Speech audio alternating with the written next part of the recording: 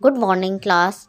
Today we are going to learn about some important words is, am, and are.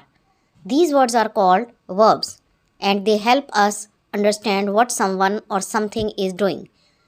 Let's start with is. What does is mean? Is used when we are talking about one person or thing doing something. For example, he is happy or she is reading.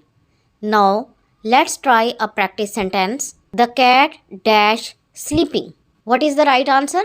Is. Now, let's move on to am. Am is used when I am talking about myself doing something. For example, I am hungry or I am writing. Now, let's fill in the blank. I dash happy. The answer is am. We have are. Are is used when we are talking about more than one person or thing doing something. For example, they are playing or we are learning. Let's try one sentence. The dogs dash barking. The answer is are.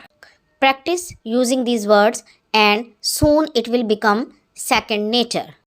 Thanks for watching my video.